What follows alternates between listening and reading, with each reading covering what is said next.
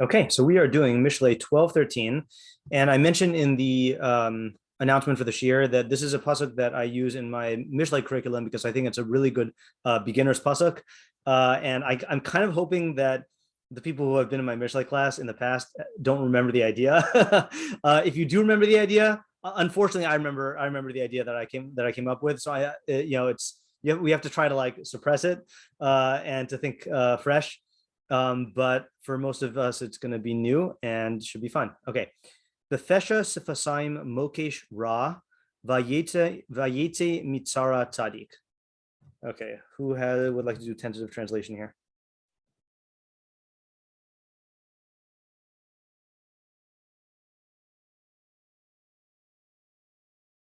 I could try. I'm not sure what mokesh means. Okay. Yeah. That one I'll help with. I know we used to say willful sin for pesha. Okay, good. Yeah. So in the willful sin, we'll see that there's another meaning in a second. Yeah, of the lips. Oh, so mokesh is a snare. Oh, like ensnares bad or snares bad. Okay, interesting. So when you say bad, are you using bad as a noun or an adjective? Probably as an adjective. Okay, so here we have a split in terms of how the Mefarshim read it. Okay, so in the willful sin of the lips so some say mokesh ra as an adjective is a bad or evil snare. Okay, or some say it is a snare of a bad or evil person. Yeah, okay. I think I was reading the second way, not the first. I think you're reading the second way also. Okay, yeah. Okay, and then vayete mitzara tzadik. And it brings tzaddik from like pain. Okay. Yeah. So you know what? I actually want to look and see what Sarah. I always have a hard time translating Sarah. I like translating as catastrophe or disaster or trouble. But where are we here? I just want to see what the BDB translates it as. Oops. Oh, interesting. Dearth or destitution. Probably from Sarah, like narrow. What else? Vexer. Oh, that's interesting. From this makes sense actually. Okay, fine. So, but how do you translate vayete? And it brings them. Okay, so vayete would brings them would be like umotzi, I think. Vayete and a tzaddik goes out from I'm going to say trouble. Okay. The literal meaning is straits, like a narrow area. All right. Okay. So here's the thing. So pesha usually means, willful sin is, I'm sure you're thinking of like vidui, right? Chatasi avisi pashati. So pashati there actually means rebellious sin. Okay. Willful sin is avisi. But there is another meaning of pesha. You want to know another meaning of pesha? This is you might encounter it in halacha more so than in what do you call it in other areas. Negligence. Okay, yeah. So in the rebellious sin or negligence, okay, of the lips is a bad or evil snare. So I looked at the BDB. Okay, again, just for those who don't know, the BDB is where am I going here? The BDB is a where am I? What am I looking up? Pesha, a biblical dictionary. So I looked it up. Oh, no, I clicked on the wrong word there. Hold on just a second here. Pesha. I'm clicking on the right word, but it's giving me the wrong thing. Let's refresh. So my problem is I know that in rabbinic Hebrew, then pesha is used to mean negligence. You know, like poshea means negligent. But I couldn't find it in the BDB. So I was like, okay, maybe it's not a biblical Hebrew word. And then I looked at the Milonim Kadmonim. So these are the Rishonim who were like grammar guys. So Menachem ibn Shaprut, I don't know, I'm mixing two people up. No, Chasai ibn Shaprut, Menachem ben Saruk, I don't know, the Ri ibn Janach, and then the Radak. Okay, so the first one does not say that meaning. The second one doesn't say that meaning. And then I saw that the Radak says like this. So when you're talking about like guarding an object, it says al kol davar pesha. Okay, that's a pasuk. So pesha regarding an object that's entrusted to you means that you don't guard it the way that a guardian should guard it. Afal pish in kan merid, even though there is no rebelliousness here, ve'eno ma'abdo b'yadayim, and you're not like actively destroying it with your hands, nikra poshea, you're still called negligent. Since you're not placing your eyes and your heart on the and your guardianship on the object, asher hafkadito, that was entrusted to you, ki'ilu hu morid b'mafkid etzlo. It's as if you are rebelling against the person who entrusted you to guard it. V'yotim mitachas yad mitzvaso shetzivahu lishmor hadavar v'kibel alav l'shamro v'lo shamro. Okay, so in other words, what he's saying is that the literal meaning is rebellion, but figuratively, even the Tanakh uses it as negligence, because if someone says, I'm trusting you to keep this, and you don't keep it responsibly, then it's like you're rebelling. So for our purposes, we can translate pesha as either rebellious sin or negligence. Okay, and again, we have the mokish ra is either ra as an adjective is a bad snare or evil snare, or it could be a noun, a snare of the bad or evil person. And then ve'yitzim mitzar tzaddik, the tzaddik goes out from trouble or straits. Okay, so let's look at our minimalist mafarshim here and translations. Sadigon says pesha hasafasayim mokesh ra v'tzaddik yitzim mitzar aso. Okay, so he doesn't really help us with the pesha issue. The pesha of the lips is a mokesh ra, doesn't help with that either. V'tzaddik yitzim mitzar aso. So the only thing he changes is he adds in the word his, okay, to trouble or straits. Targum says bechoba desif vasa maskal bisha ufalit tzadika min akasa. That I believe is just a straight translation. Okay, and let's see what our English guys say. Art Scroll says, in the sin of the lips lies a snare of evil. So they're taking the that's funny. They're taking the adjective route, but they're making it a noun. Okay, in other words, they're saying it's a qualification of the snare, not an evil person, but a righteous person escapes travail. I mean, travail is nice. That's like trouble, probably the same root. Living Nach says the evil man is trapped by the transgressions of his lips. Oh, that's interesting. Okay, all right, so they're already explaining it. The evil man is trapped by the transgressions of his lips, but the righteous man escapes adversity. Adversity? Okay, I'll do adversity. Adversity. Add that to the list. And then Alter says, in the crime of lips is an evil snare. I actually like crime. Okay. Yeah. You know why I like crime? Because crime tolerates both meanings. Okay. So the crime or rebellious sin or negligence of the lips is evil or bad snare, etc. Okay. But the righteous one, where we go, comes out from straits. Okay. I always associate straits with the matzah brand Strites, and I think I associate that because Mitzrayim means straits, but that's neither here nor there. Okay, questions. What do you got? Questions and problems? Yeah, just one question. Chizkiah, just to familiarize yourself with the protocol here, in our Monday Night Shiur, we raise our hands just because there's a lot of people who have questions, but I'll take a question first. Oh, yeah, sorry. I didn't, yeah, no, that's fine. Yeah. Right. There's a whole lot of pecking order. It can get quite competitive. It is a big gear group. My bad. Okay, you said, okay, so I think the last one that you said, it added on the first one, like in the first part, it added his, but not on the second part, I think. So Sadigon added his trouble. Right, on the second one, the one we just finished doing. I'm like blanking on who it was. Yeah, that was Alter said he added the word crime, or he translated it as crime. Right, but there was another part too that he had on his lips. Yeah, they added his lips. Yeah, snare of someone said that. Yeah. So he added whoever I'm talking about. I guess he added his lips, but not his trouble. So they didn't specify his trouble. Right. That was kind of interesting. I was wondering. That is an interesting decision there. Okay. Ayala, go ahead. So what does it mean for the lips to do a pesha? Okay, so what is that mean? a pesha sifasayim? Okay, so what is a crime or negligence or rebellious sin of the lips? Yeah, sorry, of the lips. Okay, good. That is going to be a central question, obviously. Yes, Isaiah.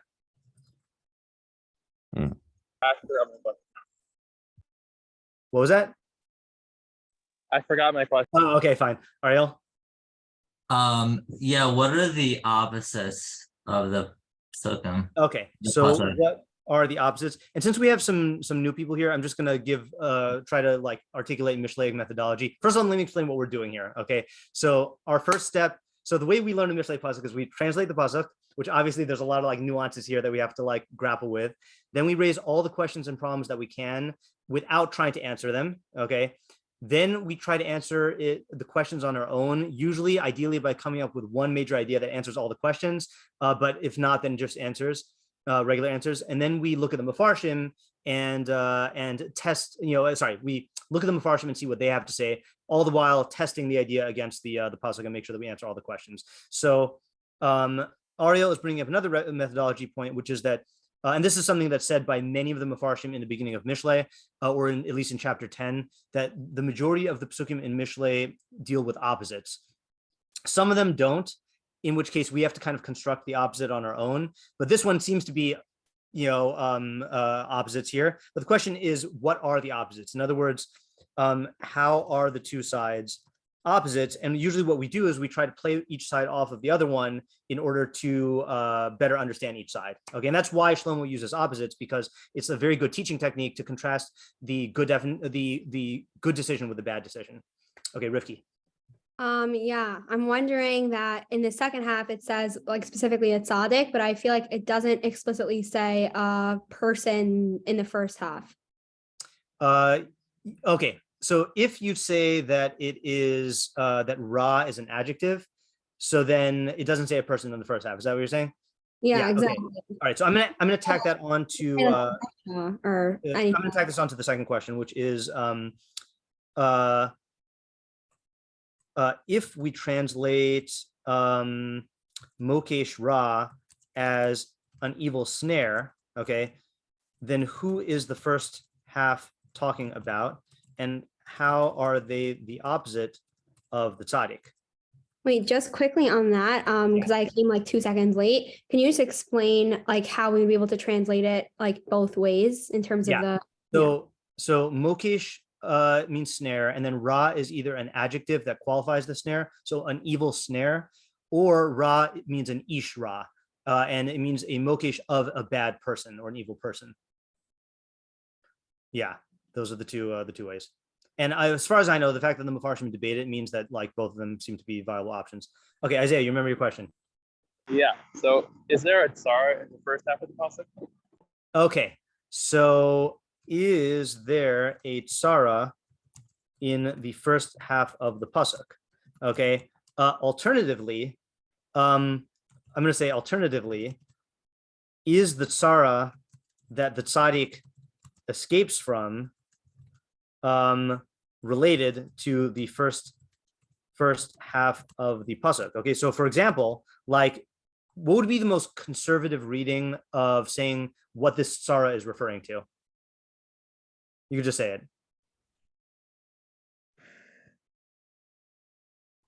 In other words, by conservative reading, I mean like if, our question is what is this tsara, but like if you had to like posit what tsara could we possibly be talking about, and like, you're just relying on the information given to you in the pasuk, what would you say? With the crime of his lips. Yeah, is either the crime of his lips or the snare, So like maybe this tsara is in the first half, or you could say no, that this evil guy has a sin of the lips and then a snare, and then a tsara results in that, and the tzaddik escapes from a tsara of that nature or something like that, So the question is like, where is the tsara in the first half, or is there a tsara in the first half? Yeah, Avital? I feel like there were a bunch of questions that were just asked, so I might have just got lost in what you just said. Yeah. But I was wondering if we're saying that the tzaddik is also subjected to the snare, but makes it out if they are related, or if like intrinsic to being a tzaddik, are they not like kind of exempt from it? And I was just going to add, because obviously like we talk about Mishlei as if it like is given to the average person. So how does this like apply to us? Okay. Who's not necessarily. Okay. So I feel like there are a bunch of questions in what you just asked. Okay, so I'm going to break it down into at least 3 questions. So one question you asked is, what does vayetze go out mean? Okay, does it mean that he's in the tsara and then escapes, or does it mean that he avoids it in the first place? Okay. Second question you asked is how. So either way, how does the tzaddik get out? Right? Like, what is the mechanism here, or decision, or phenomenon? Okay. And then the third question you're asking is, okay, let's put it this way. What is the definition of tzaddik in this context? Okay. And I'll mention that, in Mishlei, there are technical jargony definitions of tzaddik in Russia. And then sometimes tzaddik just means the person who makes the right decision, and the Russia means the person who makes the bad decision. And like it, this could apply to anybody. So, so the question is like, exactly what does it mean by the tzaddik here, and to what extent does that apply to us? Yeah, Ariel. Sorry, I thought someone else was before me. Is that... I don't see anyone else before you, so. Okay, fine. So, what trouble is the tzaddik facing here? Okay, did we not? I guess we didn't ask that. No, we didn't ask that. Okay, no, so what? You know what? Actually, I'm going to actually make that into the like major question for 3, the leading question. What Sarah are we talking about here? Okay. Yeah. Yeah. Sorry. No, just keep finishing. Yeah, I was just going to ask like just like a minor question on like if we translate it as rebellious sin or negligence, like what's the differences between the two? Okay. Yeah. What are the different implications of the different translations? Yeah. Okay. Please, Kiyahu. It seems like the first half is almost talking more about like the cause of like troubles, which would be his crime or rebellious sin or whatever, or negligence. But the second half sounds more like a consequence, like a more kind of consequential, like escaping from something that's not necessarily due to you, to your decisions. So I guess my question is something. Yeah. So let's actually make that into another question in 3. So, okay. We need sub question points here. Okay. So sub question, and let's go with, so what caused the tsara? Your own actions or something outside of your control? Yeah. Okay, good. Alex. So what practically can we learn from this? Like what would a non-tzaddik be able to do with this information? Okay, good. So so let's actually combine this into 2 questions. This kind of was asked by Avital as well. This is just from a different angle. So who is the intended audience of this pasuk? And what is the practical application? So again, this is just to articulate some of the Mishlei methodology here. So there are different ways to learn Mishlei, like you have people like the Meiri who say that this is a book about all types of perfection. Then you have the Rambam, who will also include things about like methodology and thinking. Then you have the Gra and Rashi, who really learn this is about Torah and mitzvos. And then you have Sadigon, which is who we base our general approach on, even though these other approaches can be like, included, that this is about practical decision making. So every pasuk needs to be translated into practical decision making, which means that we need to be able to apply it. And if we can't apply it, then that means we're missing something. So that's why we ask on every pasuk, what's the practical application? Yeah, Rivki. Yeah, so just halakhically speaking, when you were talking about negligence, so can you just explain again how, like, I'm having trouble understanding how negligence is related to like rebellious sin, or like how would that be the same? Is that like a halakha thing, or? Okay, yeah. So just to repeat that point. So when I was looking up the word pesha for people who learn halakha, then like pesha means negligence usually, but in biblical Hebrew, it means rebellion. So I was looking to see, is it legitimate to translate this as negligence? And the Radak said that figuratively it means negligence, because the way that the Torah uses it is if you are entrusted to guard an object and you are negligent, then it's almost as if you're rebelling against the owner. So at the end of the day, the primary meaning is rebellion, but it could also, negligence is also a good what do you call translation. And I like crime just because that kind of allows for both. offense. That was the word I like. Offense. Okay, in the offense of the lips, because offense could either mean intentional or unintentional. Like, yeah, Ayala? Sorry. So I think this is only on the first translation of Mokeh Shra, but who is the snare for, or like against, kind of? Yeah, so it may even apply. Would that apply to the second one too? I can't really exactly tell if it's saying that. Yeah, it's I think a snare for the bad person. What is meant by the metaphor of snare here? Okay, and I am calling it a metaphor because I don't think it's literal. Okay, like I don't think if your lips actually snare someone, then you should see like a lip specialist or something like that. And then who is it for? Okay, right. So and I was pointing out that if Ra means a bad person, then it might mean that it is a snare for the bad person. But if it is the first translation, which is it's an evil snare, maybe that's a snare for someone else. In fact, maybe that's a snare for the tzaddik. Maybe that's the snare that he escapes from, So yeah, who is it for and how does it function? According to the second translation, the snare of a bad person, can it be the bad person snare that he's like setting, kind of? Yes, it could be the snare that he's setting. Yeah. Okay, Ariel. Okay, so I'm gonna ask this question just to push the envelope a little bit. Okay, you push the envelope. I've never known you to push envelopes. Yeah, that's true. Why I don't even know why I prefaced that, but okay. So wait, guys, listen to this. This might be a real world example of our pasuk. Yeah. Yeah. So the second half of the pasuk, I feel like with all the pasukim that we've done already, I feel like it's a little obvious, like. Oh, okay, I knew you were gonna say that. Okay, so Ariel always thinks that the pasukim are obvious. The second half, the first half, I'm not sure yet. I'm still trying to figure out if it's obvious. But okay, so just to not that we need to do this, but just to get into more Mishlei methodology here. So Mishlei could be divided roughly, if you want to do really roughly, into 3 parts. Okay, if you want to be not so roughly, 5 parts. 1 through 9 is introduction. 10 through 24 is Mishlei Shlomo. 25 through the end-ish is the Mishlei Shlomo that were copied down by the Anshe Chizkiyahu, which are, plain shot is it was authored by Shlomo but passed down orally and then written down by the people in Chizkiyahu's court.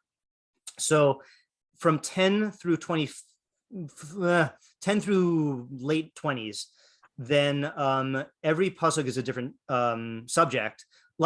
Each pasuk could be learned on its own. Sometimes you get 2 that are together, but there are like patches of topics where Mishlei will go through one topic for a very long time. So we are currently in arguably for the last 2.5 years, 3 years, we've been in swimming through lots and lots of pasukim about tzaddikim and rashayim. Okay, and a lot of the pasukim we've done recently talk about how like bad stuff happens to rashayim and not to tzaddikim, and tzaddikim will last, tzaddikim will like get out.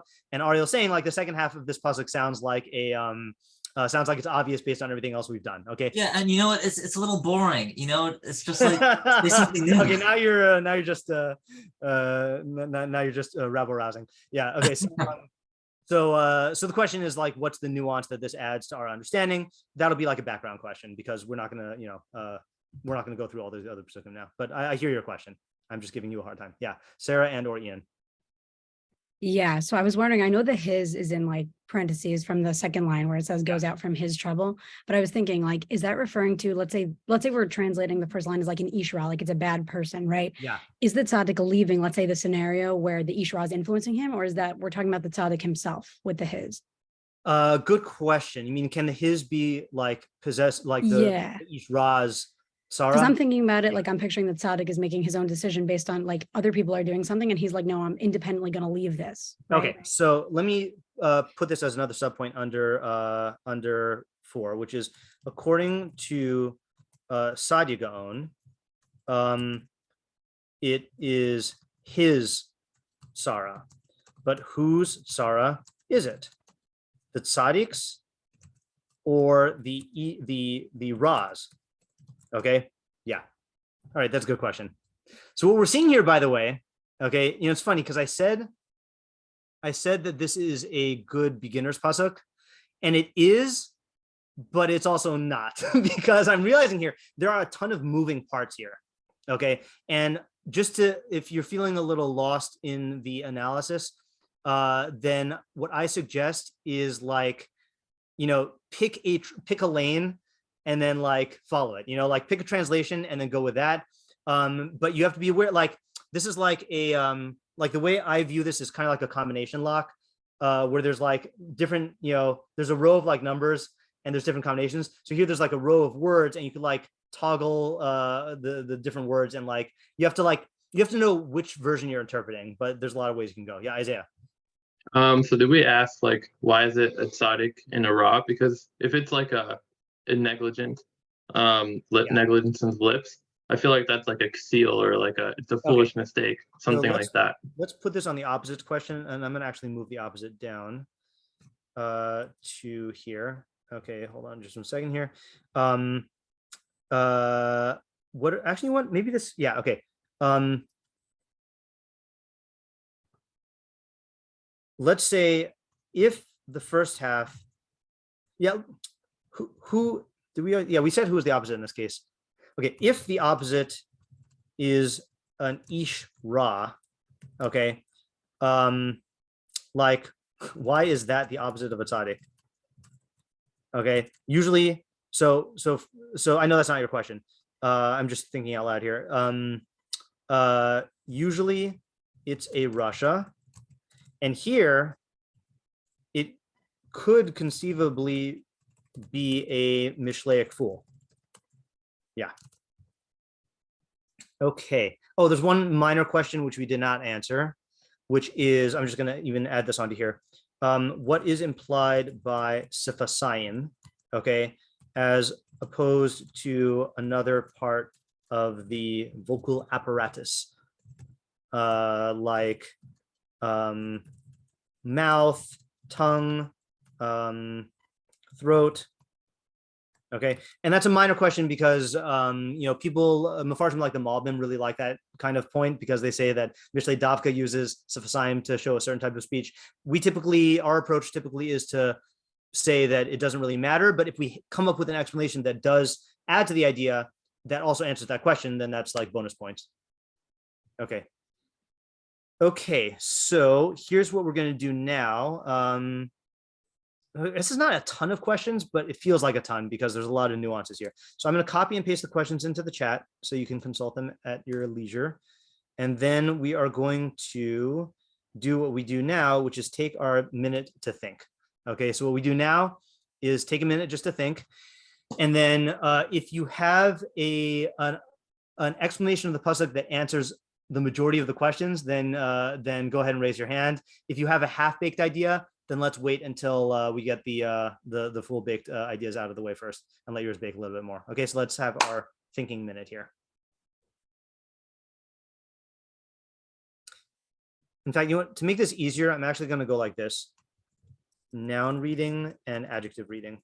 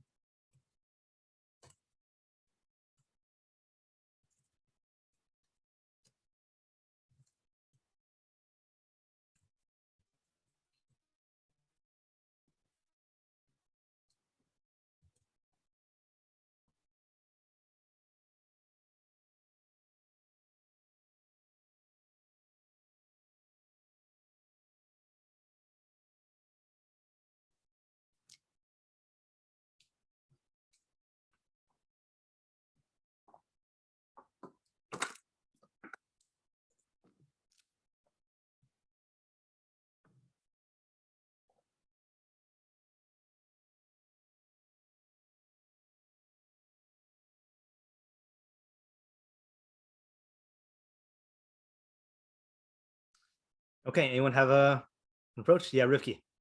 Yeah, so I have something, but I'm not sure if there's one part of it that I'm like, I don't even know if I like.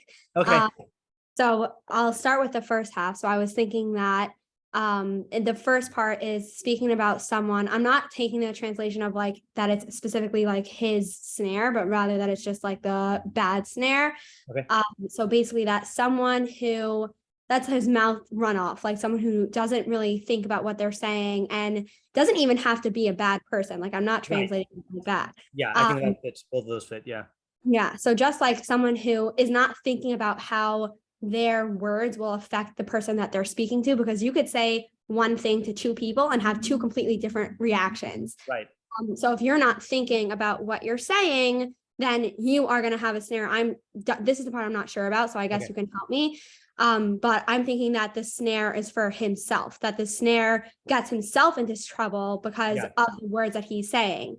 So he's going to have conflict with whoever that person is. And then there's obviously going to be issues.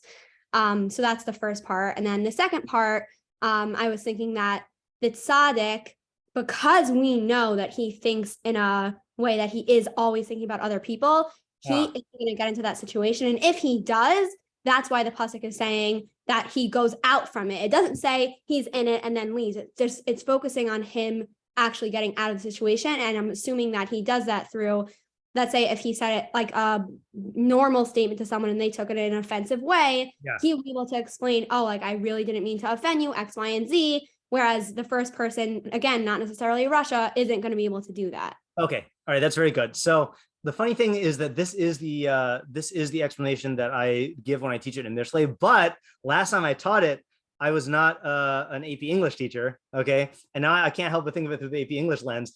Before I say my thing, Ariel, I see has the fireworks. So Ariel, you want to add something to this? Yeah, just before I do, I just want to make sure I got her point clearly. Okay.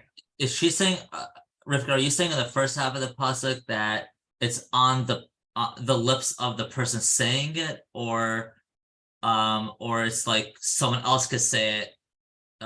Meaning the snare, is it coming from someone else, or is it coming from the person with the lips?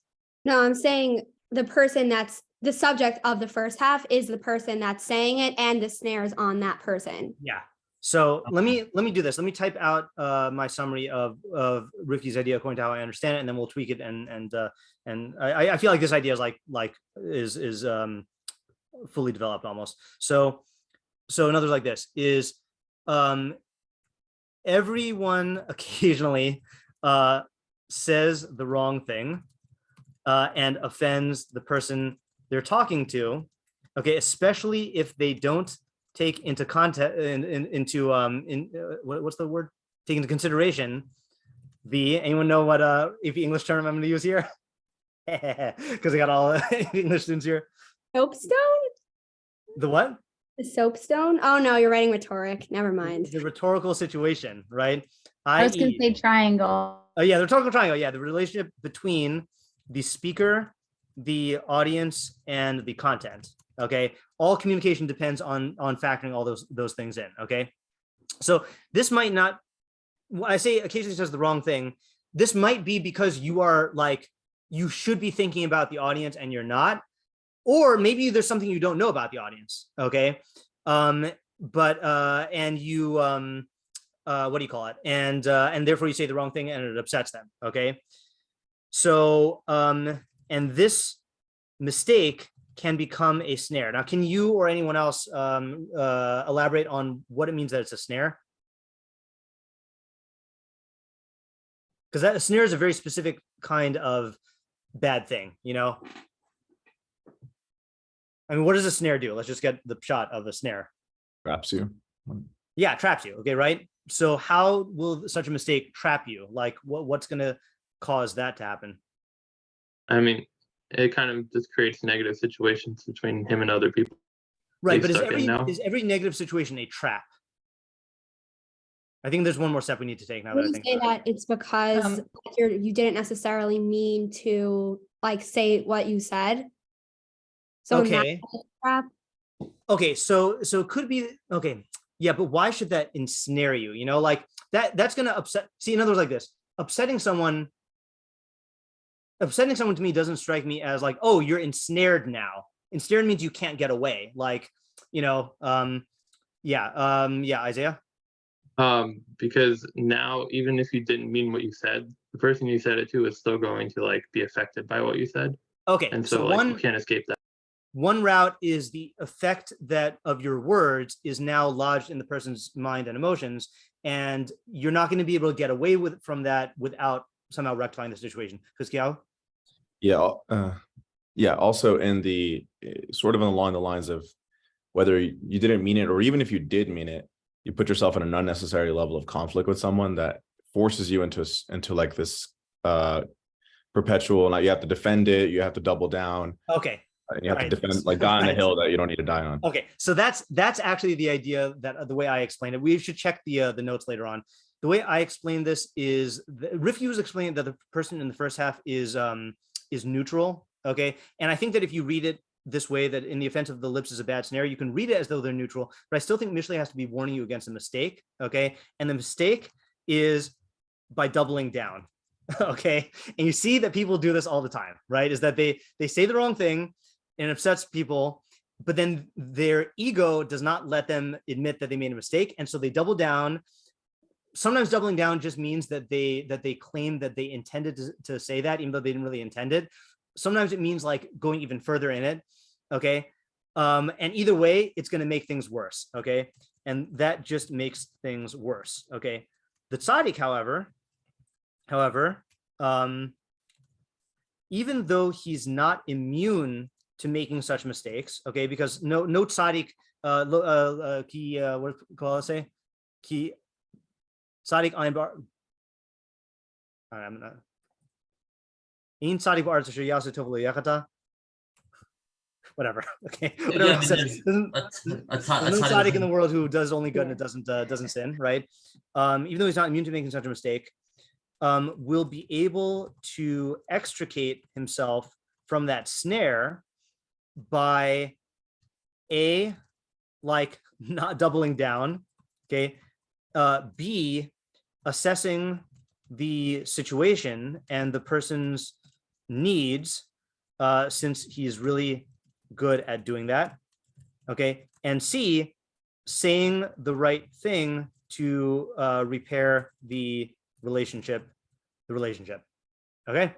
I think that is a nice thing, and I'm going to give an example of this, and then we'll, if anyone wants to add to that, we'll do that, and then we can move on. So I think if this sounds familiar to any of my students, it's because this is the example that I give when I teach this, is that that there was, I wasn't in high school. I was already out of high school, but I was visiting the high school to go to Rabbi Moskowitz's year, and I was eating lunch in the cafeteria, and most Jewish schools have a dress code, that like boys have to wear their kippah, so like there's this kid whose back was to the door, who was not religious, and he wasn't wearing his kippah during lunch, and the principal, Rabbi Fox, walked in and said, put your yarmulke on, so Rabbi Fox then turned around and was leaving, and the kid muttered under his breath something like idiotic rule or something like that, or stupid rule, and Rabbi Fox stops, and you have to realize Rabbi Fox is not so scary, but back then we viewed him like, the analogy was Darth Vader, that he really could just with his mind just like totally kill somebody, and he was extremely intimidating. So Rabbi Fox turns around and says, what did you say? And at this point, this is when like the cafeteria goes quiet, and like the tumbleweed rolls, and there's like the music there. And the kid says, I think he looks around and he says, I said it's a stupid rule. And then he gets in trouble, and I don't know what the consequences were, but it was one of those things where I was like, don't do it, but he just doubled down because like he was called out, and like, what is he going to, so it's just another a bad mistake about that. And then there was another case, and this one I honestly don't remember whether this was, I don't remember if this was this pasuk. I think it was. No, it wasn't. Never mind. I'm not going to tell the story. Okay. So anyone have anything else to contribute to this reading? And if not, we'll move on to a different reading. I think this is a good idea, though. Yeah, I've doubled down before in high school. And how did it work out for you? Well, I cheated on a test. Okay. I got caught. Yeah. And the vice principal came over to me and was like, so you didn't really do a good job of cheating when like your answers are identical to the other guy. Yeah. I keep in mind I was in 9th grade, and I'm like, no, I don't know what you're talking about. Yeah. And like they double checked it. They came back and he's like, like if you just said the truth, like I wouldn't be punishing you right now. I have a similar case, which I'll tell the last story and I'll go on, but this is one of my favorite cheating stories. I was in ninth grade, just okay. Yeah, so I used to. I think I know the story. You know the story. So I have two favorite cheating stories, but this is one where they used to have a rule where proctors weren't allowed to do anything during proctoring. Like we had to just be watching, and so I used to like being on the hunt to catch people cheating. So So the rule was when you went into the midterm or final room, you had to leave your backpack at the front of the classroom. And so in this case, though. I didn't see who proctored initially, but this girl brought her backpack in and it was sitting next to her desk. And so I'm looking around and I'm seeing her looking down, So I snuck behind her, looked into her backpack and saw an essay. This was an essay test for a history teacher. This was Mr. Berkowitz's test. And there was an essay. So I walked slowly and I just darted my hand in and grabbed the paper. And then I just walked out and gave it to the principal, And so the student was brought in and accused of cheating, and she said she wasn't cheating. And then we just pulled out the essay, and it was word for word what she was writing on her test. She was just copying from the thing in her backpack, So it's and she continued to deny it and deny it and deny it, and then finally she admitted it. And same thing, it would have been so much better if you had just owned up to the mistake. And part of it is this wasn't the case in school, but in interpersonal things, when you double down. There's two things that are hurtful. There's the thing that the person said, and then there's the ego blow of what it reflects about the relationship, And so when you call them out on it and they realize that the thing hurt you, but they deny responsibility, I think that adds salt to the wound in terms of it's you take it personally, you don't care about me, and that's what really makes it a lot worse. Yeah. Okay. Very good, Rivki. Let's go on to the next interpretation. Isaiah. Okay, so my idea is actually pretty similar to Rivki's, but it's the noun reading instead of the adjective reading. Okay. Did I? Maybe they're backwards. Yeah, I labeled them wrong. Oh yeah. Okay. Yeah. Yeah. So what I was thinking is we asked why is he called a Ra? So the way I'm thinking about it is he's the guy who gets Ra'os. So his approach is not thought out. So he doesn't think about what he says when he talks to other people. Yeah. So his approach is it's a snare for him. He doesn't that whole Pesha Sivasayim traps him. And he, like we said, he gets all those bad consequences. And also people won't divorce what he says from who he is, because he has this sort of personality of not watching what he says. So people are not going to I'll compare it to the other guy. So the tzaddik, because he generally he thinks about what he says, people think about him as a person who is trustworthy. So if he does make a mistake, people won't assume that he's saying something bad about them. They'll assume that he made a mistake, or it will be easier for him to convince them. But for the Ra, it's he makes mistakes and he people don't listen to him when he defends himself, Okay, I am clear on the second half than the first half. So let me just try summarizing this and see what happens here. So the guy in the first half is called a Ra because his speech produces Ra'os, since he doesn't think. So you are really understanding him as a Mishlei fool, but you're saying he's called a Ra just because that's that characterizes the way he speaks in general, or the results. Yeah, the results. Yeah. Okay, fine. Consequently, he'll say bad stuff and receive those consequences. And how are you explaining how it is a snare? Is the snare part the same as with Rivki, or that's a different idea? No, so it's a snare because people don't divorce him from his bad speech.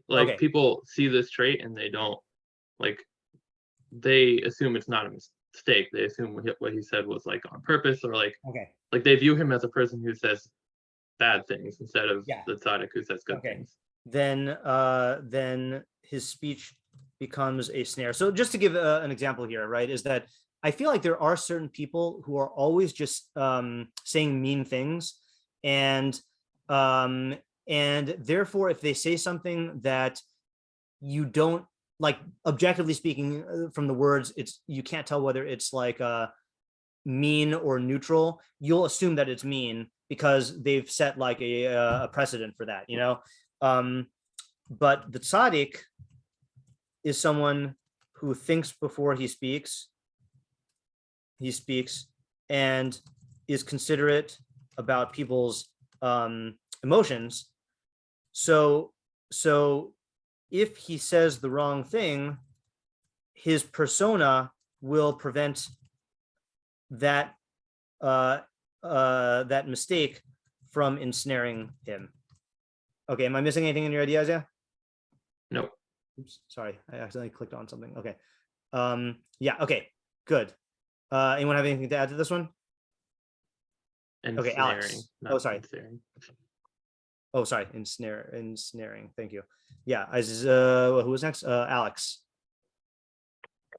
So I've been conceptualizing it specifically within the framework of gossip. If that's wrong, do let me know and I will not continue. But nope, if I can, be good. Yeah. Okay. So I was thinking that the offense of the lips could be, again, conceptualized as gossip, and it would be an evil snare because gossip specifically has this way of trapping people in the cycle of gossip. Because naturally you're like, it's a natural human inclination when you hear gossip to like want to listen, and then like oftentimes people will end up sharing that information and like gossiping further with other people. And so then the second half could either be interpreted two ways. One, that the tzaddik wouldn't fall into the trap of gossip because of his midos and he knows better than that, or that if the gossip was about the tzaddik specifically, he would get out of his adversity because his reputation would be so good that people wouldn't believe it and perpetuate the gossip. Okay, so let me write down the first half and then we'll work on the second half here. Okay, so this is about gossip, which is depicted as a snare because it lures you in and then traps you in its world. Okay, and just to plug last week's shiur in Tehillim, then that's really what we were talking about is Tehillim 12, which is about we learned it to be about Lashon Hara, and I think that actually also supports why it's called a pesha as a rebellious sin, because it says the way it depicts the Lashon Hara speakers in Tehillim 12, Asher Amru Lilashonenu Nagbir Safsinu Itanu Mi Adon Lanu, that these people say, with our tongues we will prevail, our lips are with us, who is the Lord over us? Which the Rambam quotes as the proof that someone who speaks Lashon Hara is like they denied God.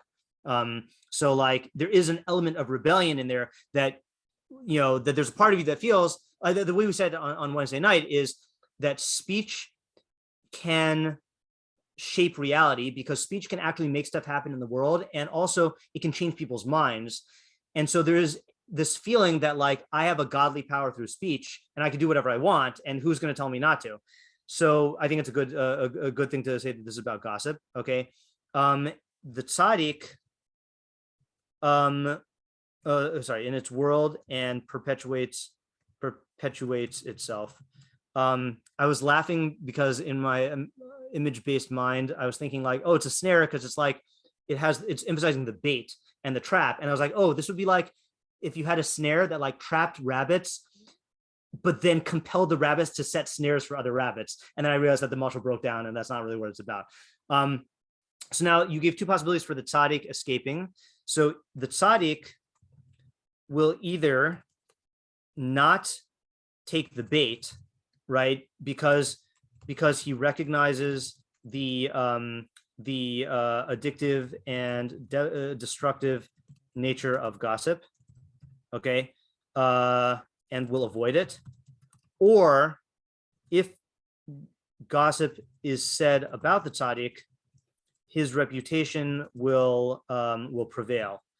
Yeah, the reason why I like the first one better is because the second one doesn't really highlight a decision on the part of the tzaddik, other than all of his decisions about becoming a tzaddik prior to that.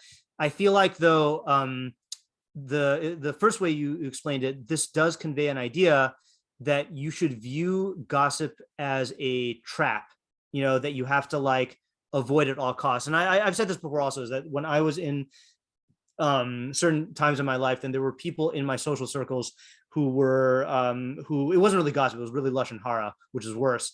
And so I would just make a rule that as soon as they started talking, I would leave the room. I just wouldn't be in the room with them, because it's very easy to just by default sit in a situation like that. Yeah, Tamar? Can I say something else about that in the snare lane? Sure. I think that a feature of a snare, like the purpose of a snare, is to not be noticeable. Like you don't think it's a trap until you're in it. Right. That's good. Okay. Yeah, I think that that's a feature here. Okay, good. So it lures you in. Sorry, is that it is an undetectable threat, which lures you in and then traps you. That's actually a pasuk in Mishlei, right? That it says in one, when it's describing the fools making foolish decisions, that one pasuk that's describing the fools making foolish decisions, it says, Ki chinam mezora harashes be'enei kol bal kanaf. The net seems spread with free food in the eyes of every winged creature. This is just free food there. Okay, good. All right, Alex, I like that one. You have something else to say? Yeah, I was going to say, if you wanted to go the noun route, it also would work, specifically the snare of an evil person. Like, correct. Yeah, because like then you would have the imagery of like the yenta who's always gossiping and starting the line. Okay, it's a snare either way. Yeah, specifically for, well, you say for or by, set by bad man, set by, right? Yeah. Set by a bad man. Yeah, the only reason I like your first interpretation better also is like, I feel like this is a more actionable way to learn the pasuk, that like, oh, I should view this as a snare, not that I should be on guard against the person who is, I don't know. I feel like this is a more useful idea, but I do like both interpretations. Okay, Chizkiyahu. See, I told you guys we could have lots of ideas tonight, even before we got to the Mefarshim. Sorry for the wait, but yeah. Okay, I'm not sure if mine is the adjective, or I think it's the adjective reading, but after we change it, I'm not sure. But okay, well, first I want to acknowledge that I feel like a lot of our ideas so far, which parallel the one I'm going to say, seem to be very much about the speech on both of them, like both of their speech, one, and two, it's like social. There's a lot of like about how you're affecting other people in situations you find yourself with other people. Right. So I think that my idea can result in that, but so I'll read kind of what I wrote. So first of all, perhaps the first person is not aware of the snare of his lips, which is why it's called pesha, which to the negligent aspect of it, which can even become rebellious. So while a tzaddik is aware of his predispositions and nature, if left unchecked, which is why for the tzaddik it's called straits. It's not necessarily focusing on his words, because he relates to it in a more like aware manner, I guess. So like he sees that like, oh yeah, this is going to be put me in a bad situation. And this has to do also with the fact that ideas often develop from words. So sometimes we think that we only speak from an idea, but sometimes you're not necessarily like there's an idea that develops after the fact that you say something. You don't necessarily, because you're speaking lightly. So his words refer to words that are in the mind of a rash or a negligent person, not really that they think of them as not that serious, whereas the tzaddik doesn't just see them as mere words, but rather a deadly philosophy, or that can result in deadly philosophy that will then, put him in that snare or in difficult situations.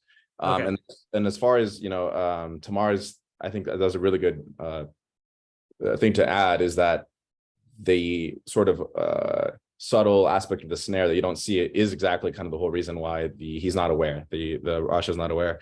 And then, just to kind of recap that, the tzaddik knows to watch like even the thoughts before they even become words.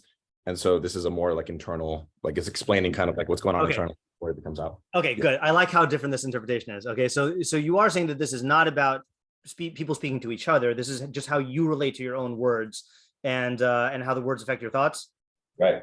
Okay, so so this is not about communication, but about how our words affect our thinking. The first guy speaks in a careless and negligent manner, which results in letting in certain ways of thinking without even realizing it. Okay, hence the snare. Okay, the tzaddik, on the other hand, recognizes the power of language to shape thought and avoids utilizing language that commits him to that shapes his thinking that shapes his thinking in negative, false, distorted ways. Is that a good summary? Yeah, if you could just add, I know you kind of said it with shape is thinking, but if you can add in like parentheses after shape is the power of language to shape thought. So no, after shape thought, yeah. In parentheses, add both in others and in himself. Okay, in others and in himself. Okay, so I'm going to do something. This is, we don't usually do this now, but the Meiri's derech nister fits in really well with what Chizkiyahu was saying. Okay, so the Meiri, the way Meiri approaches Mishlei, there's a pasuk in Mishlei that says Mishlei is like, well, not all, just Mishlei, but a well-crafted statement is like golden apples in silver lattice, okay, or silver like casings that you can like see through. So Meiri has the nigle, which is the external meaning of the pasuk, which is telling you how to make intelligent decisions in the material like success. And then the nister meaning has to do with your life, the life of your soul. Okay, so here the Meiri says something, and this is going to be very Maimonidean. Okay, but even if you don't take this exact thing, then it's a good example of this. This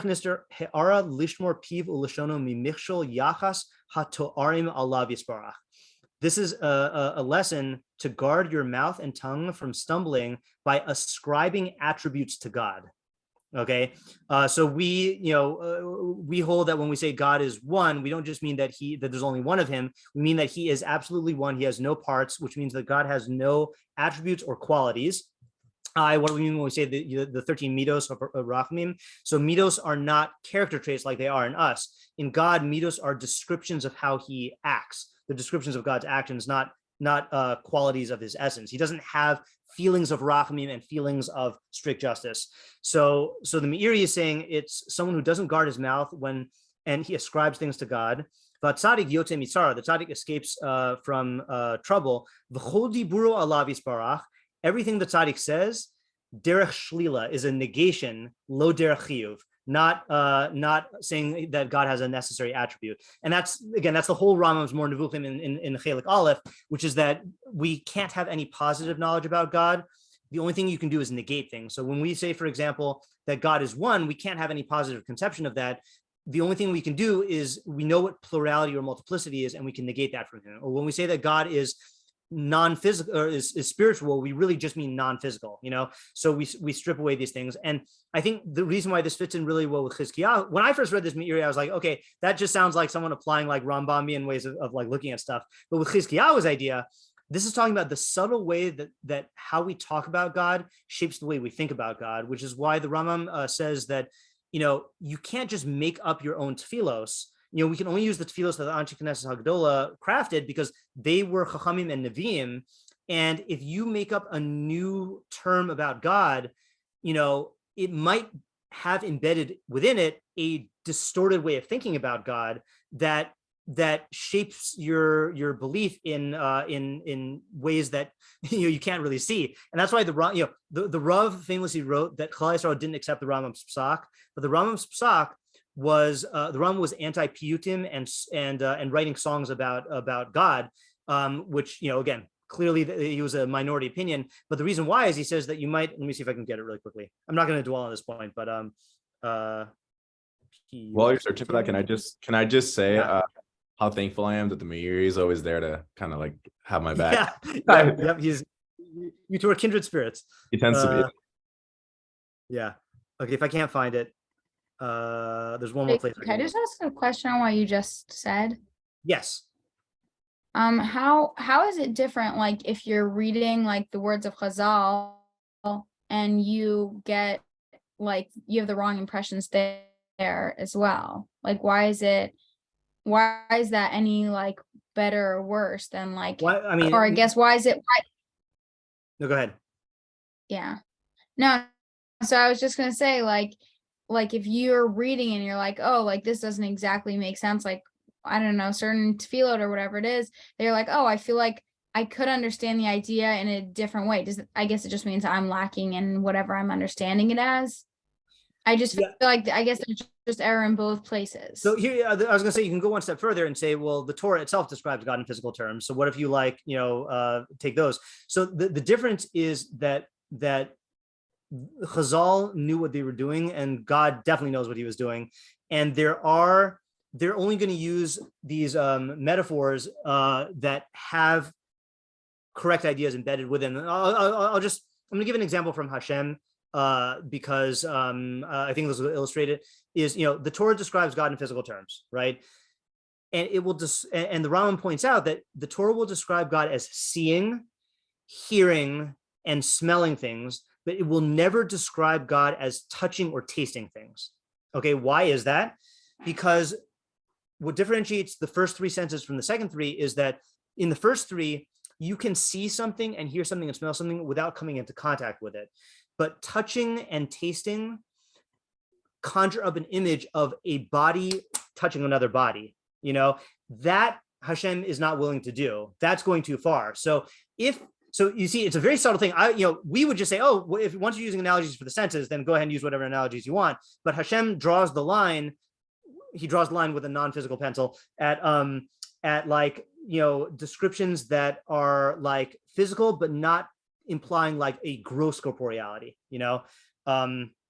So that's what I'm saying is like in the Torah and in Chazal, they will use only mashalim that will lend themselves to like these true ideas. But if someone else makes up a mashal, or poetic song, it might sound nice, but it might like have you thinking about ideas that are not conducive to to the true path. Wait, who says that idea that you just said? The Rambam in the Morning Bukhim. I forgot what parak about the senses. You mean? That's so interesting. Yeah. If you remind me, then or post in the Mishlei after party chat, I can share it. Okay. All right, but Chizkiyahu's thing is not limited to thinking about God, right? Like another one, I'll give you an example. Okay, I'm going to give a politically charged example because I was very upset by this today. I hate the phrase, I've always hated the phrase, living my truth. Okay, my truth, right? Now, I know I don't hate what people mean when they say it. Like what people mean when they say it is that they're being authentic or whatever, But the notion of my truth, what is the definition of truth? And this is the funny thing, is that the definition of truth is such that like there was a consistent definition of truth in Western thinking, even by people who denied the existence of objective reality, but they still use the word truth in the same way to say the thing they disagree with. Truth means correspondence with objective reality, okay? So like this notion of my truth and me living my truth, it just perpetuates this idea that everyone's living in their own subjective world and then there is no objective reality or, it just like, that's the thing where like, it'd be very easy for a person to start using that phrase without realizing how much it's shaping the whole way that they view the world as a whole, So that's the type of thing that Chizkiyahu was warning about. I'm pinning this on you, Chizkiyahu. Yeah, Tamar? Can I give like a less metaphysical example? Yeah, sure. And then possibly. Okay, yeah. I think you had a blog post about this, and I don't remember anything except for this one thing, which was that if you are cold, like you're feeling cold, and you say it's so cold in here, right? That's a different framing than if you say I'm feeling really cold, or this is cold for me, or something. Yeah. Yeah, right. So I'll say that I'll just talk it out a little bit. When people will say it's cold in here, but what they really mean is I feel cold. And the proof of that is that there could be someone who says, no, it's not. And then suddenly they're arguing about something as if it's an objective reality. When really what they mean, if you're from Hawaii and you're used to like really hot temperatures, and this person's from Alaska and they're used to cold temperatures, like, you might feel cold, the other person might not feel cold, but you're talking about it as if your emotions are objective reality, and that's just not, that's just like egotistical. I think the blog post was called Ego as Thermometer. Yeah. Okay, Avital, you're up. Can I say that on the other side? Sure, yeah. Sorry, yeah, Ayala, go ahead. I mean, I think recently, myself included, I feel like I just did it now, but people started using feel as like, I do in terms of facts. I do that too, but like, it's doing the opposite. It's like kind of playing into that of like, everything is like how I feel, as opposed to like, no, I know a circle is round. Like, yeah. I have that problem also. And the way I combat it is I try to reserve the word feel for when I'm saying something based on intuition, because intuition is a certain type of feel. Like when I'll say, I feel like that's not what the Rambam is saying, but if I actually am convinced that that's not what the Rambam is saying, then I'll say, I think that's not what the Rambam is saying, Yeah. Okay. Avital. Okay. So I'm not positive I'm reading the pasuk properly because I feel like my idea is a little bit different, but you feel the idea. No, just kidding. Go ahead. That's my intuition, but I don't know. So I guess can I tell you the idea and then like say how I read the pasuk after? Yeah, sure. Yeah. Okay, fine. By the way, So can I just pause for a second? Hope you won't forget your idea. That's a totally legitimate move, by the way. Okay, we don't do this very much in Mishlei, but it's, I think people feel pressured to like explain their idea how it flows from the pasuk. You can totally just explain your idea on its own right. And then sometimes we have to see the idea and then the pasuk will light up. And if you try to explain it from the words, it'll feel contrived. So go ahead. Forget about the pasuk. okay. Yeah. I mean, I'm not really gonna forget it, but yeah. I know. So in terms of basically the lips, I was thinking about them specifically and how they are used a lot of times to like close your mouth, and almost kind of in the opposite way that people are saying that. I thought this was referring to using the lips as a trap in a negative way, that you don't say something, that I think it's the same person on both sides of the pasuk, that somebody who, I don't know if you can read Mokesh Ra as like it ensnares bad, like it keeps bad, because if there's something wrong going on and you don't say anything, then it's literally trapped because you're not giving that ability to change it because you're not saying anything. Versus a tzaddik, and I think the reason that potentially uses the word tzaddik is because he takes into account the entire situation and everything going on. He purposely, like Vayetze, he goes out from whatever issue there is through like this same thing that before was kind of being used as a trap, because not saying anything with the whole system in mind, and that's how he gets out of problems. Okay, so let me just make sure I'm understanding this. Is through the error of the lips, meaning through not saying something, then you right. I was reading it like negligence, kind of. Right. Okay, negligence though does not mean. Negligence means not being careful. Are you using negligence in a different way? Yeah, I guess in terms of, because we were talking about it with guardianship. Like guardianship. I was thinking of like kind of leaving it alone. Oh, I see what you're saying. Okay, so negligence, like neglecting. Yeah. Okay, right. So in the negligence of the lips, meaning not being watchful about, not being watchful. Sorry, let me start that again. In the negligence of the lips, by not speaking out when you should, then you are ensnaring evil, and allowing the problem to perpetuate itself.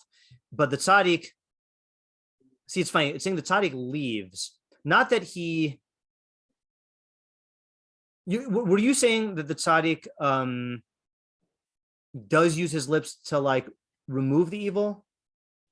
That he comes out of pain, or however you're gonna exactly like translate sorrow, like hardship or like whatever. In this case, I'm kind of using it as like whatever wrong thing is going on around him, that in the beginning he's like not saying anything, but then like because he's saying something and he's changing his situation to be better in a way that a tzaddik would, that's how he's coming out of it. Okay, that is a creative reading. I will give you that. Let's see. Avital says, so the negligence of the lips refers to not speaking up when there is a situation of Ra, and by not speaking up, you are ensnaring it. I'm reminded of who did I just read? I was just reading about the Meraglim, the Chet of the Meraglim, and I forgot who says it, but that the real Chet was not so much what the Meraglim said, but the fact that no one spoke up to refute it, other than Caleb and Yehoshua, So like that was an example of this. But the tzaddik, by speaking up and bringing it to attention and acting on it, etc., he gets out of it. The only thing I don't like about it, I like the idea. The only thing I don't like about it is I don't know why it puts the emphasis on the tzaddik getting out of the tzara. To me, that sounds a little weird. Maybe it's just I don't really have a clear understanding of what the type of ra is. Wait, could you explain that again? Like, can you give me an example of the first half, like just a real world example? Because maybe I don't understand. I mean, honestly, I was thinking partially about like when the Meraglim came back from Israel, and then like they were like, I was literally thinking like no one really said anything. And I think I've heard that idea also. Yeah. But I was also thinking in terms of like injustices that are going on, if you don't say something, and like, again, using the lips as like a trap, like it kind of closes the door in on that bad, because you have this ability to say something and you don't. And versus, let's say like a problem, like you see someone screaming at someone else or whatever it is, and you don't say anything. Obviously it would have to be in a case where like it's like you view this whole situation and are able to. But if you can respond in a way that's properly thought out, if someone's like screaming at you, then you really leave that pain. And like, I could give a little example. I was working at the doctor's office, and the woman was really like, just not in a good place. She was really not saying very nice words and screaming. And in my head, I was thinking like, okay, this woman probably has the worst life of probably almost anyone I ever saw, because she views the whole world in such a negative way and is so rude to everyone around her that everyone's kind of probably rude back. And therefore I could take that into my mind. And I was really thinking about like Mishlei, this poor lady lives a terrible life. And that by the end of it, like after really trying really hard to speak kind to her, she said at the end, "Thank you so much," asked me which days I work, and said, "I hope you don't leave." So like, I feel like that's sort of what I was. Yeah, that's a good Mishlei moment.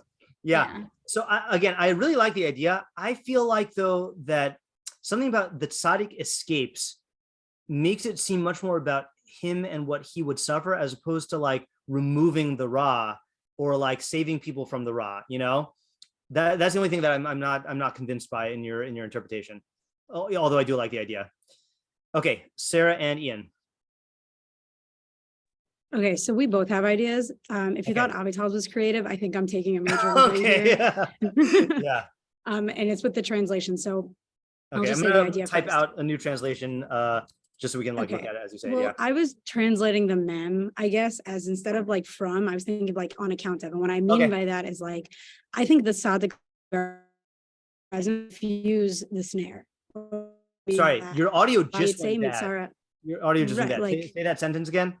I was saying that the tzaddik's presence diffuses the snare. Okay. Right. So like, I think I was influenced because I was learning Pirkei Avos, and it was like about Aaron, and like when Aaron was there, the Rabbeinu Yonah says like people would literally think to themselves like, wow, I really should not be as bad as I am because wow, Aaron. Right. So what the tzaddik is doing is placing himself in a situation. I'm reading Vayitze Mitzar HaTzadik as the Ish Ra Yatsa, like he leaves Mitzar HaTzadik from the pain of the tzaddik, and he sees like the pain that's causing the tzaddik, and he's like, bye. And he leaves from it, meaning like, I hope that makes sense. That's what I've been thinking. I know, it definitely makes sense. Yeah. Okay, so let me just type that out here. Okay, so Sarah says that the punchline here is that the Ish Ra leaves on account of the Tzara of the Tzaddik. Okay, so my question for you, go ahead. Well, no, because I just like practically I've seen it where like somebody who's like on a higher stature will walk into a situation and people all of a sudden stop. They'll stop talking. They'll stop lashon hara. And I don't think I have any chidushim in terms of like what's actually the snare. I think it's lashon hara, possibly onas devarim. I think it's outward and external. But So another example of this is I gave a shiur before Pesach on the Sforno's view, which is basically that we weren't supposed to get enslaved in Mitzrayim, but then Klal Yisrael got so bad that we deserved it. And Sadigon makes the point that as long as any one of the members of the original Shvatim was still alive, then they didn't go bad. But then once they were no longer alive, then they all went bad. And you see the fact that like a tzaddik has the ability by his mere presence and influence to like hold back the badness from happening. Because and this might explain also why the first half is not talking about a Russia, right? Russia is not going to care about the tzara of the tzaddik, but a person who is inclined towards Ra, might be affected by the fact that they're causing pain to the tzaddik. This also happens within families sometimes of there being like a matriarch or a patriarch of the family that like everyone respects and like defers to. But then once that, and certain people wouldn't do certain things because of the way it would affect that person, but then once that person's gone, then all bets are off. Yeah. Yeah. So the practical idea, it's not so much practical for us, but the idea here is about the power of the tzaddik to influence the society by his mere presence. Right. Okay, good. That's a creative thing. Okay, Ian. So I saw it as more sequential in that, so Pesha Sfatim I saw as like an objective situation, just like maybe like people talking, and then the Mokesh Ra is the not necessarily, I guess it was more, which would it be,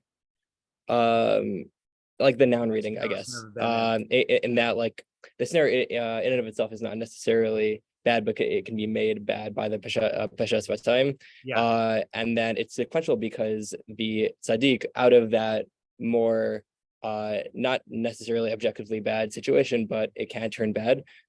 So he then escapes from tzara, simply because he has the ability to get off scot-free without the tzara that would be caused by the Mokesh Ra. Okay, so I didn't quite catch the first part again. So the Befesh of Sfasim Mokesh Ra. So you're saying it's not a bad snare, but it is a snare for a bad man? No, so I didn't I don't really see it as a bad man or like a bad figure in this pasuk specifically, just because yeah, it seemed, or maybe it is the adjective reading. I guess it's like 75% baked. Because yeah, it seems like the Ra seems to be describing the snare, and it's more of like this situation that can turn sour. And then out of that situation that can turn sour, if and when it does, then the tzaddik kind of is able to escape without the tzara. Okay, so this is the conservative reading I mentioned before, where the tzara is they're both reacting to the same situation. You're saying, right? Yeah. So let me just try typing this out here. Okay, so, and did you say what is the Pesha Sfasim, or are you not taking a stance on that? Pesha Sfasim, I guess, would be anything that can lead to just, I guess, yeah, maybe like gossip or just like talking frivolously. Okay, like some that. Yeah. Bad. I'm just gonna say bad speech. Can create a snare situation, which a snare situation, and when that happens, the tzaddik will be able to sense that and get out. Right, basically, right. It's less about describing any kind of like bad figure, more describing the snare that, like the potential. Yeah, the potential. Okay, yeah. So what is it about, like half baked, but yeah. Okay, now so what is it about the tzaddik, I guess, that allows him to get out of that situation? Right. So it's just by virtue of him being able to leave, I say. But let's say like why can't another person get out? Like what would be Right. I guess he has the meaning. It might align to your method of just walking out of the room whenever lashon hara is being spoken. Meaning he's able to just extradite himself from the situation in there. And can I butt in for a second? Yeah. I mean, people always talk about like how hard it is to leave a situation. Like the Chofetz Chaim says, like lose your job, lose your house, because it's so incredibly difficult to walk out when everyone's in the snare. And like you don't want to lose your social status, you don't want to lose your friends, you don't want to lose your popularity, but like it is really hard to leave snare, which might even be tzaddik status to do that. Yeah. So I really think this is classified under Alex's idea. Just it's with a different reading because of the same situation, but I think the dynamics are very similar. So it's possible we could develop this more as we go on, but I think that's a good reading. No worries. Okay, Ariel. Many ideas tonight. That's a challenging part. A lot of good ideas. I had to force myself to try and do something else. Oh no. So that being said, I'm gonna pull a Zach, and I'm gonna take, I think, what like several people have been saying, and I think there is like an overall idea. Okay. So I'm gonna read it a little differently. I'm gonna use the second half of the pasuk as a remedy to the situation. Okay. The first half of the pasuk, I'm gonna translate it as, in the offense of the lips is a snare of evil men, meaning like the Rashaim. I'm gonna make a stance and say they're Rashaim. Okay. They are spreading, horrible, speech in the world. Whether it's, I don't know, they're causing destruction through their words, or they're causing whatever it is. Okay. Yeah. Now, it's a very negative and toxic environment. Yeah. Where we live in. We're in that society and we live in there. Okay. Mm-hmm. However, so your average person, like, they could be affected and they could be harmed by that, right? Mm-hmm. So the second half of the pasuk is no, but a tzaddik is able to get out from that trouble, from that strait. Mm-hmm. I mean, he's living in the same society as you do, but whatever the Russia's creating in this environment, which is toxic, like the tzaddik is able to get out of it. Why? Maybe it's because he really understands, the system, the objective reality. And so what's the chiddush of the pasuk? And this is where it starts getting a little weak. Oh, this is where it gets weak. Oh wait, are you saying everything else is weak? Yes. Are you serious? Yes, I am. Yeah, go ahead though. Okay, fine. I'm gonna continue, and I'm gonna say I think that this part's strong. Yeah. Maybe. By the way, just guys, Ariel told me to give it to him straight. I'm not holding anything back. But yeah. Don't hold back. Yeah. But maybe you can say that that the hold on a minute. So that the chiddush is that the pasuk is coming to teach you, like, you have to have good role models and like look at as a tzaddik, to live that lifestyle, so that you're able to recognize evil speech, and how to maneuver that environment. Okay, I think that's the strongest part of your idea. Are you serious? All right, let me first make sure I understand your idea. Okay, and then we can. Okay. Yeah, let's start there. Yeah. Okay. So so the first half of the pasuk describes a society of Rashaim. I like to use the word toxic. A toxic society of Rashaim engaged in negative speech. And just remind me again how are you saying it's a snare? It's a snare to the other people. Okay. I mean, the other people will be influenced by them. People who are influenced by them. Okay. Influenced by them. And the example is that I had in mind was Korach.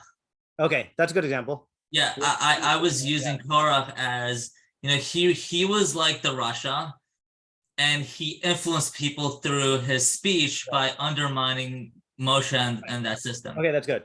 So the tzaddik, now here's where I'm going to add one thing, okay, which is, if it helps you buy it, then go for it. Okay, who operates based on his own internal value system, right? Will rise above that influence and leave it. This in turn will influence others to follow suit. Yeah, I think that's good. I think that is also pairs well with Sarah's about the influence of the tzaddik.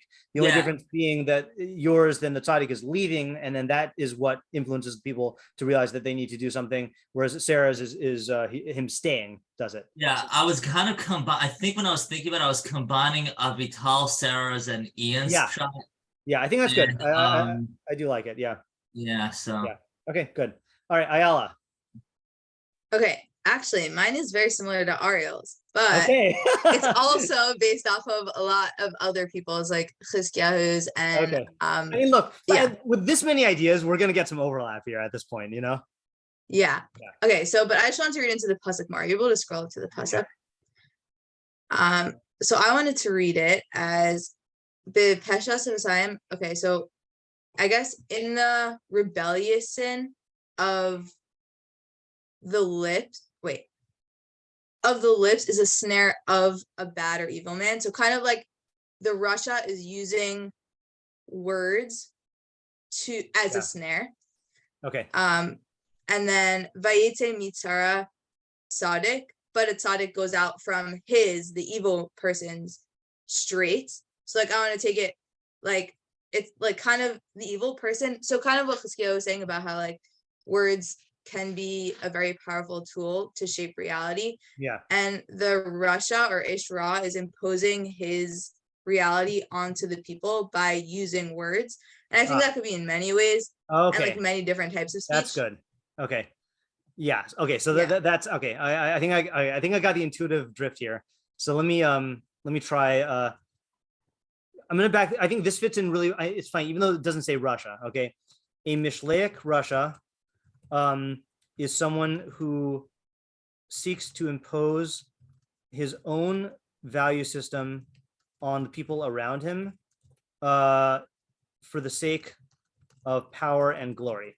Okay, that's the premise here. Okay, this pasuk describes how the Rasha accomplishes that, namely through his snare-like rhetoric, right? So Hitler's a great example of this, right?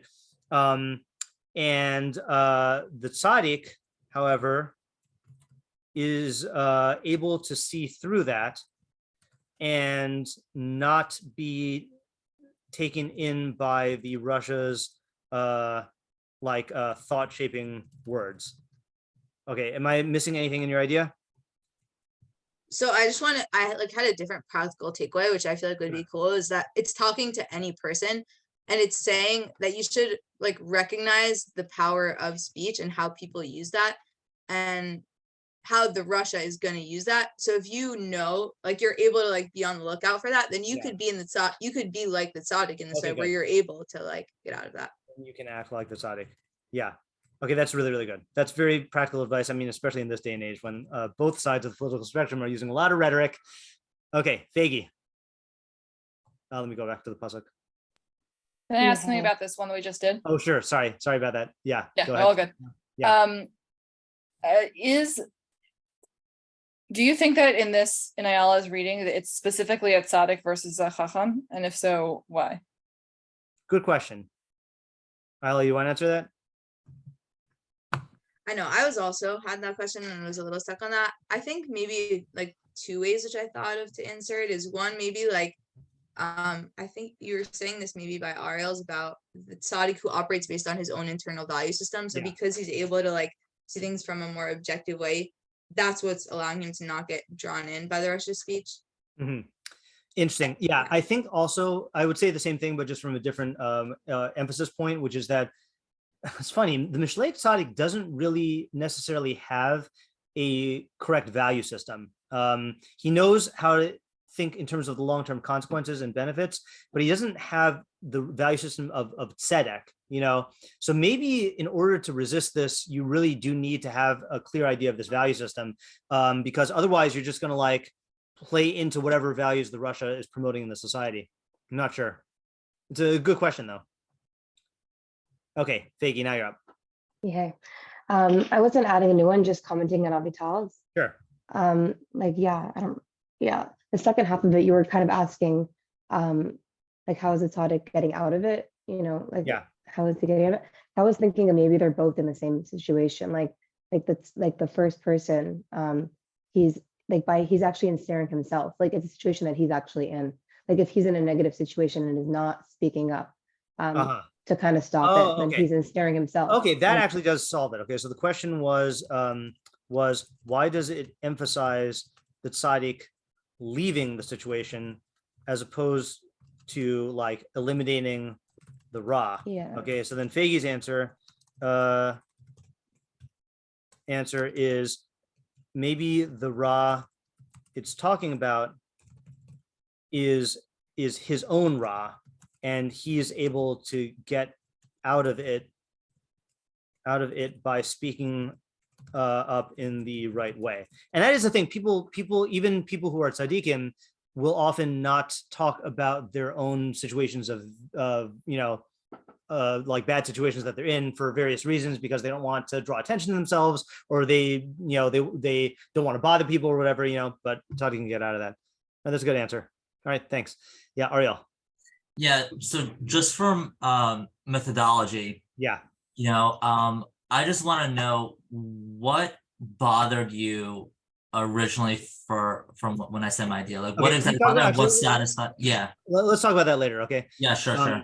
Okay, so I want to just remind us of another methodology point really quickly, which is that you might look at this and say, really, like, does the fact that there are all these ideas here mean that like maybe this means that we don't really understand the pasuk, So I have to remind you that the way that Shlomo HaMelech wrote Proverbs is different than the way that Proverbs work in other cultures. So in our culture, in English culture, whatever, the point of a proverb is to just deliver a spoon-fed idea, and therefore clarity is paramount, and simplicity is paramount.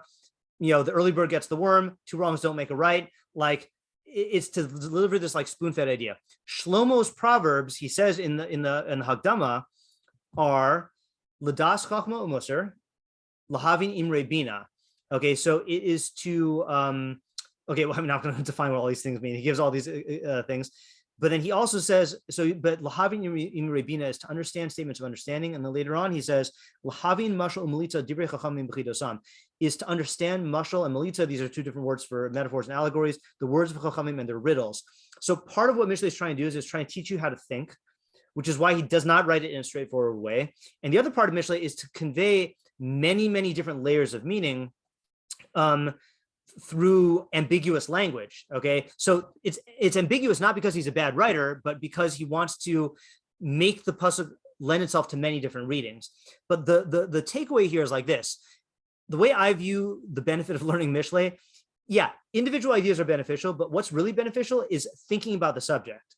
And we've been thinking about this subject all night now, not all night, the last hour and a half, about how speech relates to thought and how speech it can be a snare and all this other stuff. The thinking about with an American proverb, you get it and you go on, you don't sit there thinking about how you relate to the topic and you don't think about it as a topic, so it's possible that some of these ideas are things that he's meant, some of them might not be, but all of them are a score in the sense that like we sat here thinking about our relationship to these different types of decisions. And that's like the point of Mishlei. Yeah, Rivki. Yeah, in terms of what you were just saying, in the past, you've also said that Shlomo like wrote Mishlei in order for like the general people to access the ideas of Torah in a way. So I was just wondering, could we also say, in terms like to add on to what you were saying, that it's also to make Torah like more personal, seemingly more personal, because obviously it is personal, but like, let's say if I understand it one way and obviously in a different way, then like we can access ideas in those exactly. Yeah, I think that is definitely it definitely lends itself to that as well. Okay, so I'm not going to go through all the Mefarshim because we're already at our time thing. I just do want to point out Rabbeinu Yonah does say something that's close to the way that Rivki and I said the idea, which is I think where I got it from originally. The Feshes of Asai Mokesh Ra Ha'isha Ra Lo B'Tzara Gedola Yuvakesh. Oh no, this is not Rabbeinu Yonah. Is it Meiri? Meiri says He'ar Lihos Adam Shomer People Lashono. So he says that a person should guard his mouth and his tongue. Ki Alashon Yaduas Choli HaMichshol. It's known that the tongue can make you susceptible to stumbling. Uvi Kashla. And through stumbling, then that can bring about a huge harm for the speaker. Musar say, and this is kind of rhymey, Shemor picha kishmor ha'ishon, ki mavis v'chaim biad halashon. Harbos omer ha'echanta michshol upuka, hashtika revak v'hatzalav mipika. I don't know what that last part means, but guarding your mouth, you should guard your mouth like you guard the pupil of your eye, because death and life are in the hand of the tongue. Speaking a lot makes you predisposed to stumbling and misfortune, but silence brings relief and salvation from trouble. Okay, it's not eloquent in the English. But no,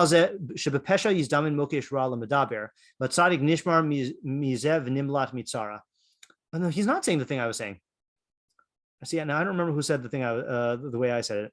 Okay, let's just do this. Let's end off with a very creative interpretation. Okay. One thing that I don't think anybody said, except maybe Alex, as a possibility, is that the Russia is trying to snare the tzaddik. Okay, like he's Davka trying to catch a tzaddik. Okay, so the Gra, who we don't usually do, says, this is a bit of a Freudian approach here. The pesha sefasai mokesh ra shall rote lasos ra lachavero hu orev alav dichadesh lo yad chavero. So someone who wants to do evil to his fellow will ambush him so that his friend doesn't know about it. The acharkach osira, and then he'll do the evil. So that's the snare, is you'll catch the person and then you'll harm them.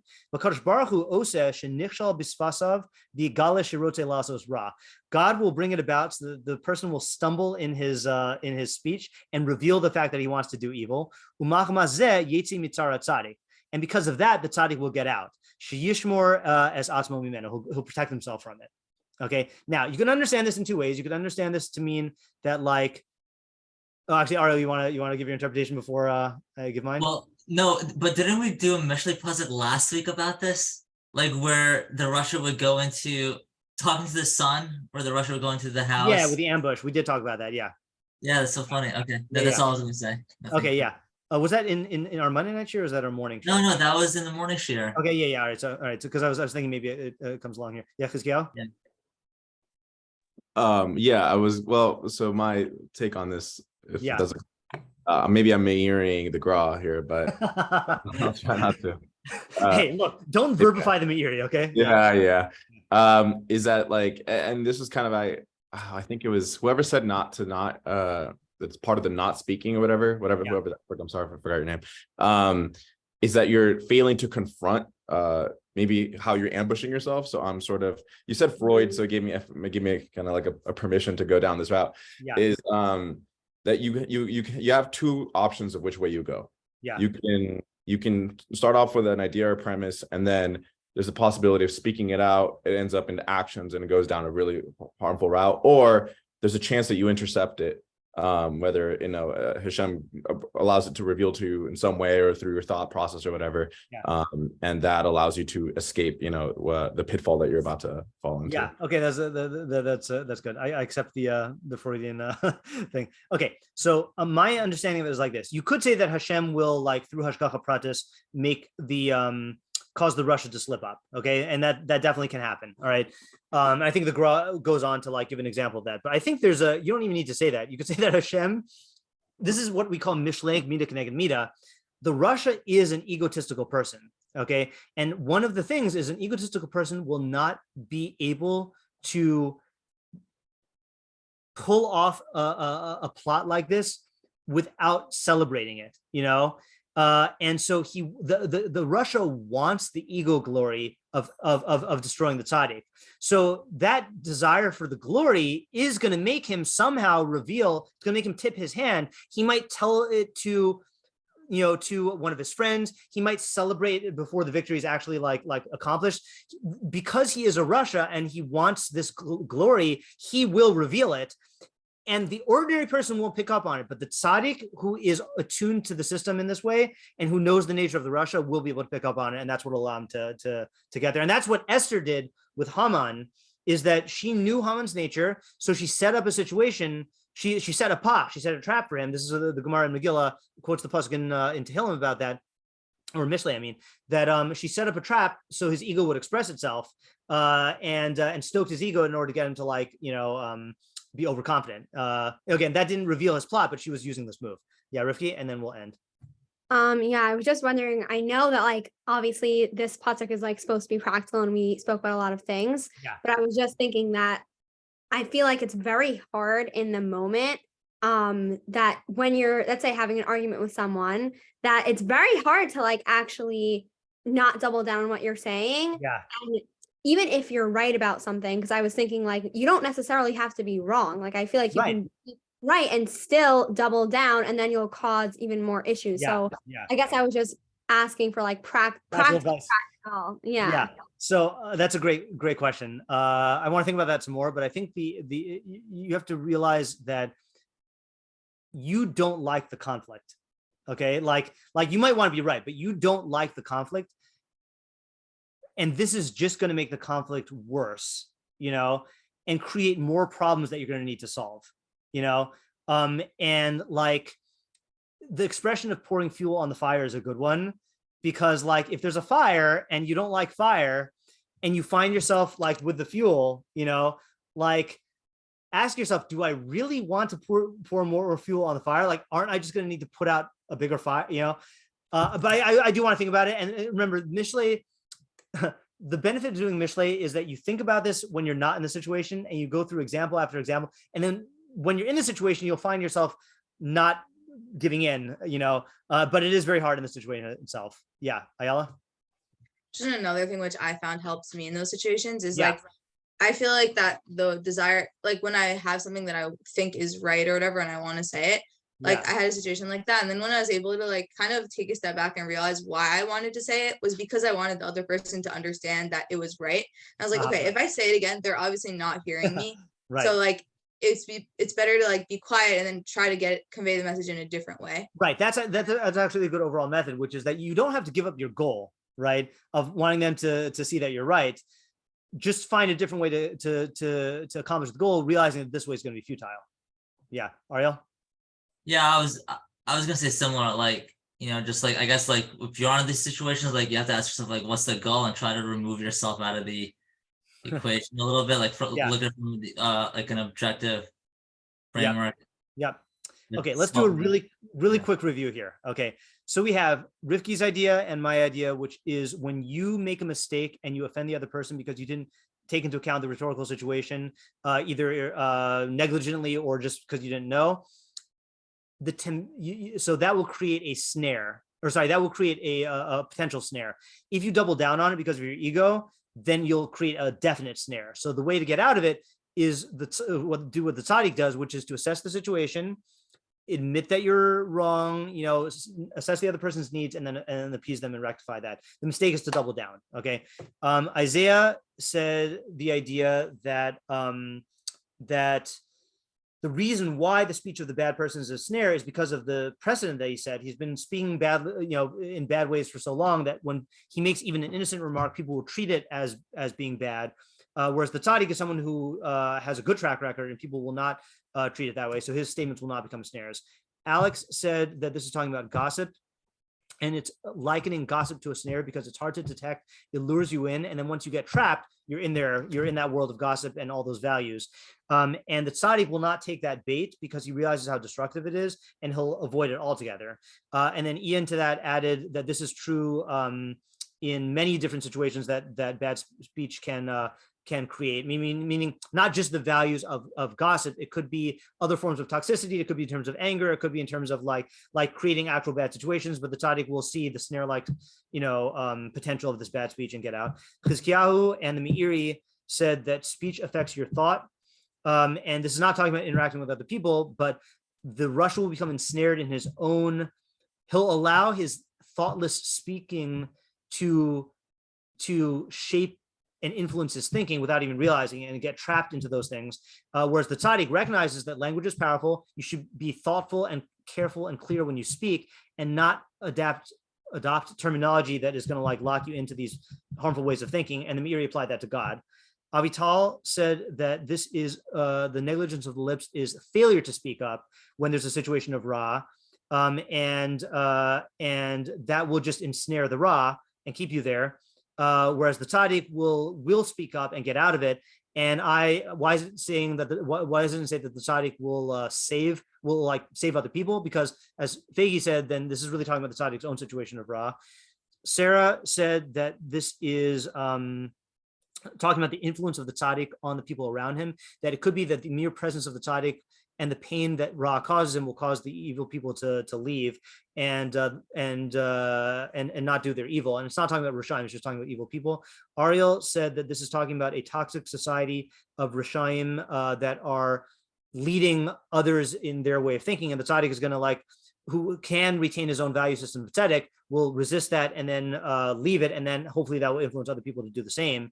And then Ayala said that this is talking about the use of Russia's use of rhetoric to impose his value system on everyone else through language, and the tzaddik can see through that and resist it, and also lead the resistance. And that definition of tzaddik is available to anybody. Anybody can like do this if they train in it. You don't need to be a complete Mishlei tzaddik. And then the Gra said that this is about how the Russia's speech is a snare for his own plot to trap the tzaddik. Sorry, the Russia's trying to set a snare for the tzaddik, but his own speech will reveal that snare, which will allow the tzaddik to get out of it. And my understanding of that is that that's how Hashem programmed Rishayim, is that they're egotistical, so their ego is going to cause them to slip up and reveal it. Okay. Nice haul tonight. That was a lot of ideas there. Okay, got enough to sustain us for a while. Okay, as far as I know, God willing, then we will have Mishlei next week.